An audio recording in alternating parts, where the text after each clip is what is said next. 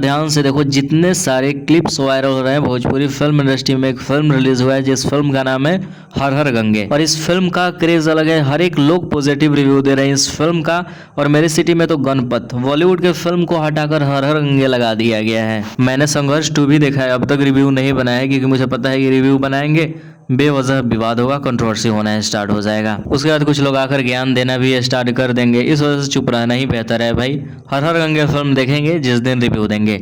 लेकिन इससे पता चल रहा है कि जितने सारे लोग अब तक पवन सिंह के फिल्म को देखे हैं, क्या जबरदस्त रिव्यू दे रहे हैं, चाहे वह लड़का हो या फिर लड़की, हर एक को ये फिल्में पसंद आ रही है। बहुत अच्छा मूवी है। क्या कहेंगे पवन सिंह के लिए? अरे वो स्पेशली है, ब्रांड है, उनके लिए क्या कहना। तो मैंने तो अभी तक इस फिल्म को देखा नहीं है, तो इस वजह से रिव्यू नहीं दे सकते हैं। लेकिन जितने सारे लोग रिव्यू दे रहे हैं इस फिल्म का, जबरदस्त। और कुछ क्लिप भी वायरल हो रहा है, उसका भी कोई जोड़ नहीं। तो बस कुछ घंटा और उसके बाद सिनेमा घर में एंट्री होगी, जबरदस्त रिव्यू आएगा, कुछ क्लिप्स भी आएंगे। शेयर करो इस वीडियो को, तब तक मिलते हैं नए वीडियो के साथ।